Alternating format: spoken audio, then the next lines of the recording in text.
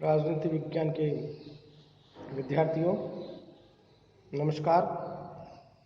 आज हम BA part प्रथम वर्ष के विद्यार्थियों के लिए एक नया टॉपिक भारतीय राजनीतिक विचारक इंडियन पॉलिटिकल थिंकर्स का विचारक मनु को लेकर आए हैं। विद्यार्थियों,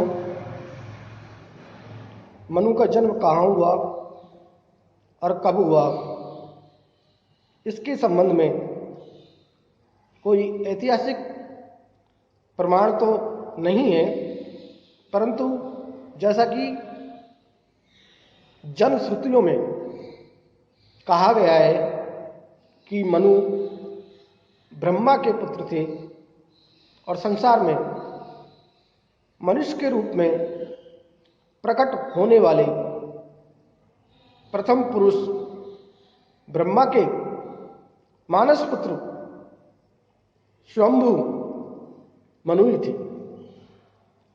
विद्यार्थियों, जैसा कि बाइबल में भी सृष्टि की रचना के संबंध में लिखा है कि स्त्री और पुरुष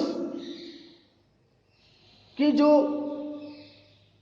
स्त्री और पुरुष के संयोग से जो सृष्टि की रचना हुई है, उस रचना में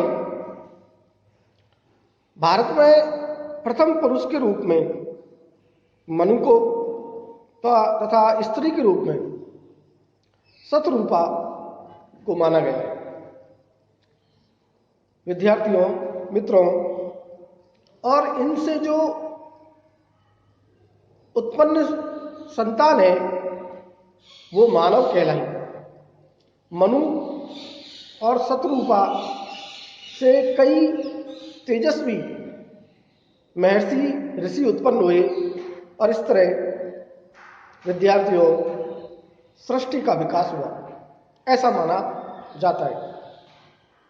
जैसा कि आप जानते हैं, मनुस्मृति मनु की सबसे विश्व प्रसिद्ध रचना है और वैसे भी मनु स्मृति में सबसे अधिक महत्वपूर्ण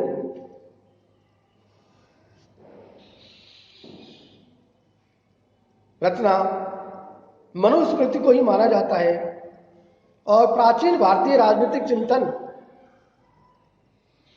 के स्रोत के रूप में भी मनुस्मृतियां वैदिक साहित्य और नीति शास्त्र को स्वीकार किया गया है। मित्रों, मनुस्मृति की रचना काल के संबंध में भी विद्वानों में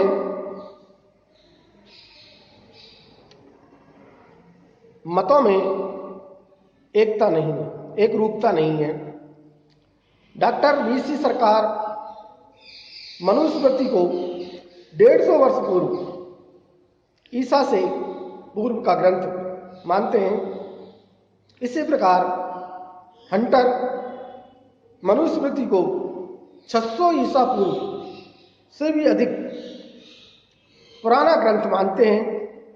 डॉक्टर सालेटोर ने भी मनुस्मृति की रचना को 1900 ईसा पूर्व से 1500 ईसा पूर्व तक निर्धारित किया है।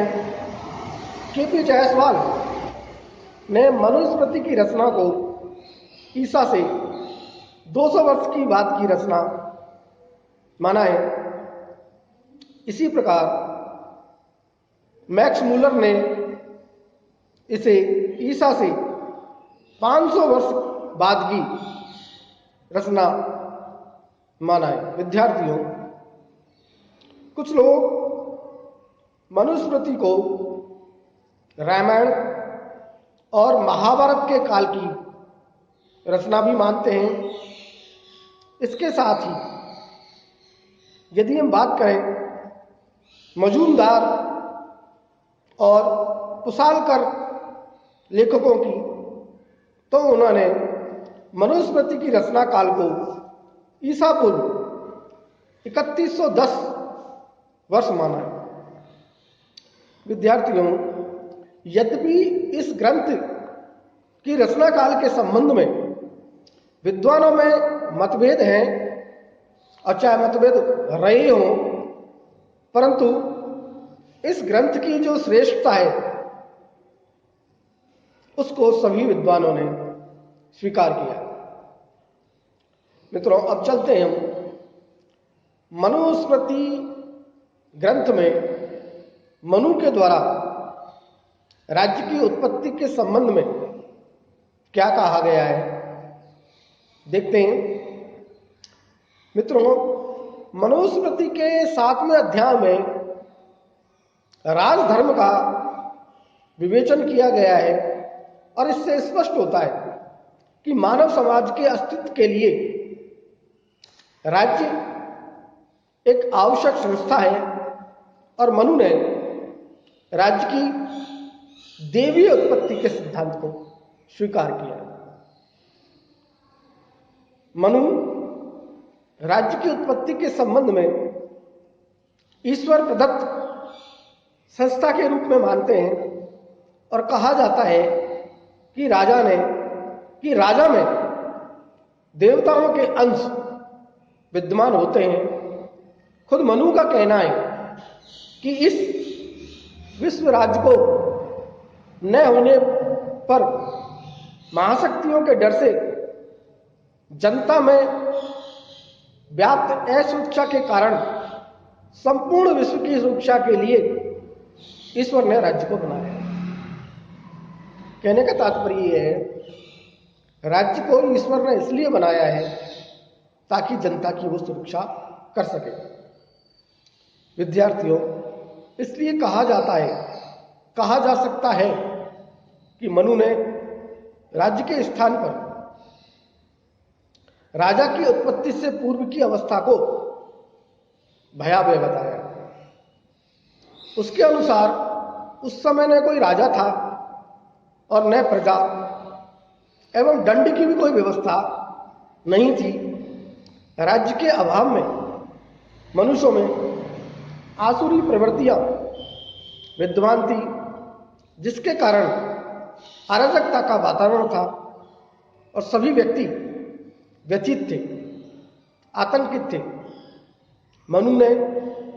मनु के अनुसार ईश्वर ने राजा को इंद्र, वायु, यम, कुबेर, सूर्य, अग्नि, वरुण और चंद्र आदि का अंश लेकर सृष्टि की रचना की और राजा जब इन तत्वों से युक्त हो गया तो वह राज्य का, इस संसार का रक्षक बन गया, पोषक बन गया।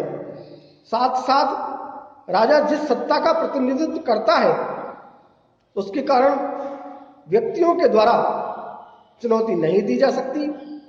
इससे स्पष्ट होता है कि राजा संप्रभु शक्ति का प्रतीक है, सर्वोच्च शक्ति उसी के अंदर विद्वान है। इसलिए मनु ने स्पष्ट किया है कि शक्ति शासन के पद पर विराजमान व्यक्ति की नहीं हो, परंतु राज्य सत्ता की हो। चाहे साधारण व्यक्ति समझकर राजा के पद पर प्रतिष्ठित बालक का भी कोई मनुष्य अपमान नहीं करना चाहिए, क्योंकि यह बालक व्यक्ति के रूप में देवी का प्रतीक होता है, ईश्वर का प्रतीक होता है। इसलिए धर्म के अनुसार, धर्मानुसार राजा जो भी व्यवस्था सुनिश्चित करे उसका प्रजा द्वारा अनिवार्य रूप से पालन किया जाना चाहिए, अक्षर से उसका पालन होना चाहिए।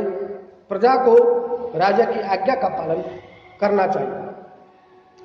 मित्रों, सर्वोच्च शक्ति की जो संप्रभुता है उसका आधार धर्म और दंड है। यानी कि राजा में जो सर्वोच्च सत्ता है, जो संप्रभुता है, उसका आधार क्या होगा? तो उसके आधार के रूप में मनु ये बताते हैं कि उसका आधार धर्म है और दंड है। अब धर्म के संबंध में मनु क्या कहते हैं? मनु धर्म के मर्म को समझाते हुए, स्पष्ट करते हुए ये बताते हैं कि राज्य को धर्म पर आधारित उद्देश्यपूर्ण संस्था के रूप में देखा जाना चाहिए। मनुस्मृति में धर्म में नैतिक मूल्यों, सामाजिक व्यवस्था के मूलभूत नियमों, प्रजा के हित के प्रति शासन के दायित्व, सरकार के सदाचार के सिद्धांत, शासन शक्ति का प्रयोग करते वक्त शासक की मर्यादाओं को शामिल किया है। कहने का तात्पर्य है धार्यति इति स धर्म, अर्थात जो धारण करने योग्य है वह धर्म है। इसलिए राजा को धर्म का प्रयोग करना चाहिए, धर्म के अनुसार आचरण करना चाहिए, विवेकपूर्ण आचरण करना चाहिए। और दंड के संबंध में मनु की क्या व्याख्या है, मनु क्या कहना चाहते हैं? क्योंकि मनुस्मृति में दंड को एक भौतिक शक्ति के रूप में प्रस्तुत किया गया है जिसमें धर्म को आवश्यक रूप से लागू किया जा सकता है। अर्थात दंड वह व्यवस्था है जिसके कारण धर्म यदि बाधित होता है तो धर्म को लागू कराने के लिए, धर्म को क्रियान्वित करने के लिए दंड आवश्यक है। और मनु ने दंड को भौतिक शक्ति का पर्याय नहीं माना है, लेकिन कुछ परिस्थितियों में भौतिक शक्ति के साथ दंड को हम जोड़ सकते हैं, संयुक्त कर सकते हैं। जैसे उदाहरण के रूप में यदि हम देखें तो नैतिक उद्देश्य के लिए शक्ति के प्रयोग को उचित ठहराया जा सकता है। विद्यार्थियों, कहने का तात्पर्य यह है कि इस देवीय सिद्धांत के अंदर, राज्य की उत्पत्ति के सिद्धांत के अंदर मनु ने जो संप्रभुता का सुनिश्चय किया है, जो संप्रभुता को बताया है, राज्य के अंदर संप्रभुता का निवास बताया है, राजा के अंदर सर्वोच्च शक्ति का जो निवास बताया है, उसका आधार धर्म और दंड है। और धर्म भी दंड पर, दंड कहने का तात्पर्य यह है कि धर्म की पालना के लिए दंड को प्रयोग में लाया जाता है। और जब व्यक्ति धर्म का उल्लंघन करता है या कोई भी व्यक्ति धर्म का उल्लंघन करता है तो उस धर्म की पालना करने के लिए दंड की व्यवस्था की जाती है। इस प्रकार धर्म और दंड के द्वारा राजा के अंदर सर्वोच्च शक्ति या संप्रभुता का निवास होता है। विद्यार्थियों, अगली वीडियो में हम इसी प्रकार का विवेचन करते हुए इसके जो सप्तांग सिद्धांत है, मनु ने राज्य के जो सप्तांग सिद्धांत है